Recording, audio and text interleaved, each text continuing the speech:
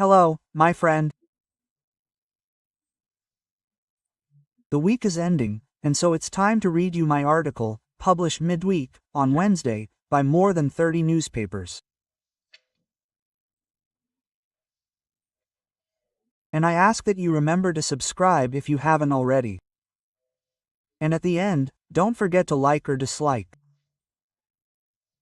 So let's read the article with observations between the lines.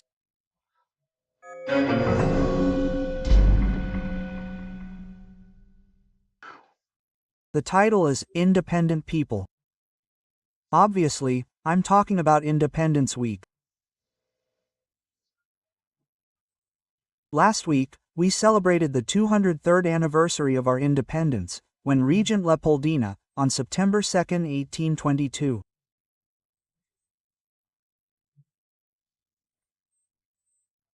After hearing the Council of State and with José Bonifacio at her side, signed the decree that separated Brazil from the Kingdom of Portugal. She was in the regency, she was the queen, so to speak. The ruler.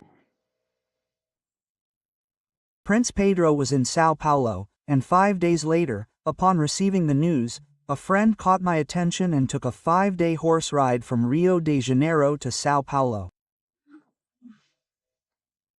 But it seems everything was lined up for them to switch horses, picking a rested horse. 5 days later, Pedro, upon receiving the news, would have called for independence or death, right? Well, it would have been a sentence. The courts really want to enslave Brazil. Therefore, we must declare our independence now, independence or death, be our motto. Before that, he ordered the ribbons removed from the Portuguese colors. I don't know if that was the case. The fact is that, perhaps, the historian who described these things was a bit sexist, because all of this was done by Leopoldina of A2, right? She decided and sent him a letter urging her husband. The apple is ripe, that is, the fruit is ripe. Pick it now before anyone ascends the throne, right? That's why his father, João, who arrived here as Prince Regent, too, right? Queen Maria was a bit out of it. Well, that's where the Brazilian expression, Maria vai com as outras, Maria goes with the others, came from, right? Because she would go out for walks in Rio de Janeiro and the women of the court would gather around to guide her. But anyway, when João returned to Portugal, after the French troops were expelled by the English, right? Well, he said, look, take the throne to keep it among the Braganças, right? That's how he took it. It had been the United Kingdom, right? Well, Brazil, Rio de Janeiro was the capital of a European country, Portugal, while João was here, right? Just to give us some context. Well, Pedro Américo, the painter, 66 years later, imagined the painting that shows us a classic and majestic scene. It's there in the Ipiranga Museum, a large painting. We look, it was here, it was like this. We think it was like this, that there was the cart, the oxen, the little house is here, the stream is down there, right? Well. And then in 1972, the cry was authenticated, stamped in Tarcísio Mira's notary's office. He was Pedro. Right, in the film by Aníbal Massai and Carlos Coimbra. The feminist movement missed that, right? Because it could, if it were serious, right, if it weren't purely political and all that, it would show that it was a woman who proclaimed Brazil's independence, who gave Brazil its independence. But then, a bourgeois woman from Austrian royalty, from the Habsburgo and Lorraine families. Oh, no, right? It goes against all the principles of Lenin and Trotsky, down with the bourgeoisie, long live the proletariat, it wouldn't work, right? Oh my God.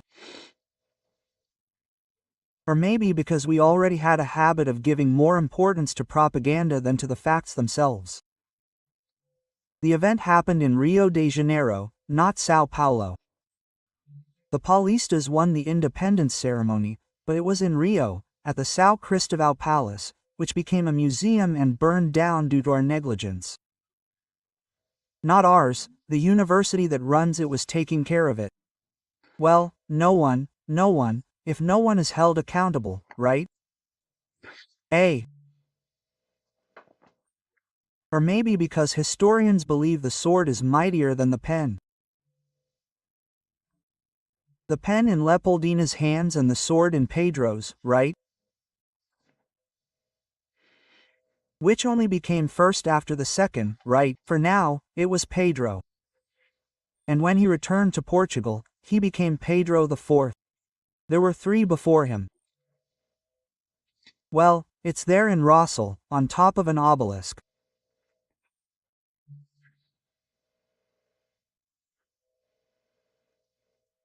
Well, there's still some pens left on the flags, the imperial flag and the republic's flag, with the yellow of Habsburg, of Leopoldina.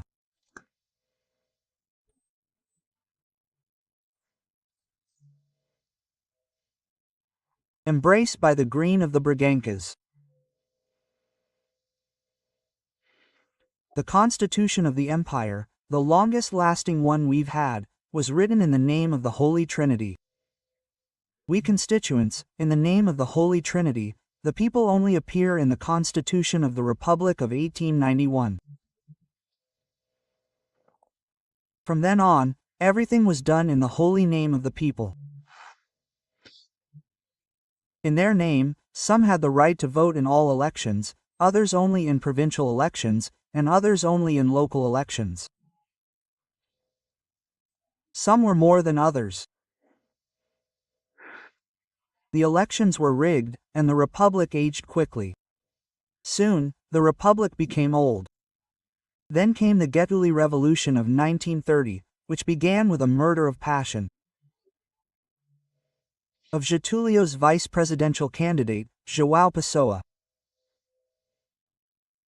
And the revolution failed to galvanize the people, but the gauchos tethered their horses to the obelisk on Avenida Rio Branco.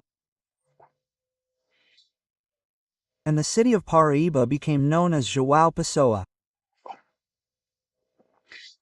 In 1932, the people of São Paulo rose up, demanding the constitution that the Vargas Revolution had repealed. In 1964, the church and newspapers galvanized the people, all but one newspaper, to fill the streets of the capitals, demanding Goulart's ouster.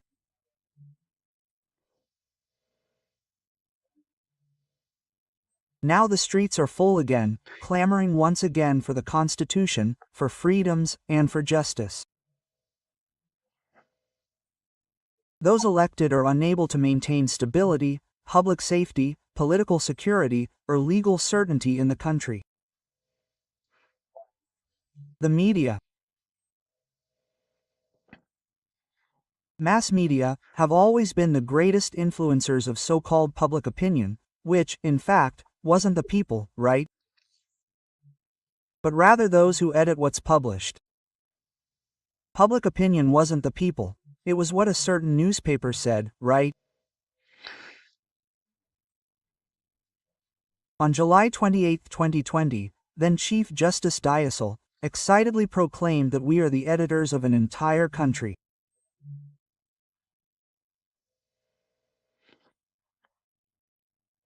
He was referring to the control or censorship of social media, networks that gave each person a voice. A digital and universal voice.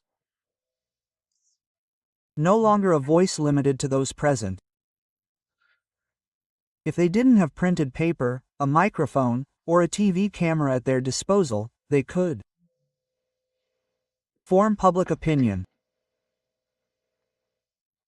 Finally, in the digital world, the people were present in the country with a voice, right? A digital voice, and even more so now with a young patron saint, Saint Charles Acutis. They were no longer the holy trinity of the empire, nor the voiceless people of the republic. It was the new voice of the people, the digital voice that prevailed in those days there in Nepal because it was blocked. And then the young people of Generation Z rebelled in search of freedom.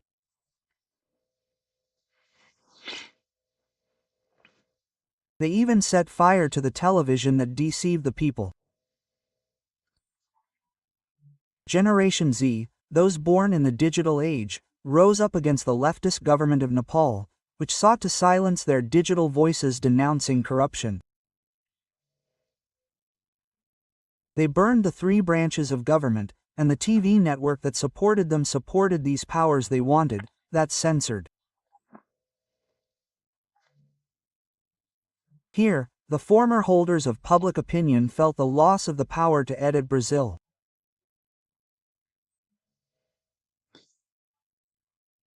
The journalistic agenda meeting can no longer choose if the people cannot know that there were no people at the official September 7th celebration on the Esplanade. There was no point in stalling, everyone found out. Because the digital voice shows reality, the networks also show lies. Yes, but the next minute the lie is already unmasked on the liar's own platform. The liar of the networks is the one who does the job of the censors. He wants to show the censors how dangerous the network is and how it contains lies. This is the misfortune of this undercover liar spreading fake news. Freedom today is the freedom of the digital voice.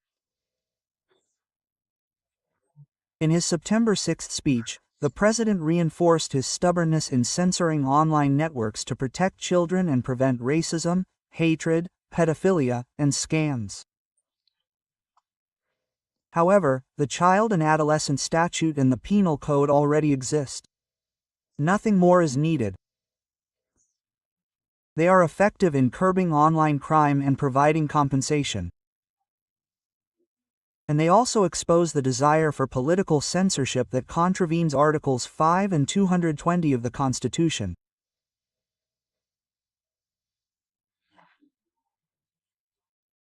It's better to take democracy seriously, because the origin of power follows the actions and attitudes of its servants in the Brazilian state.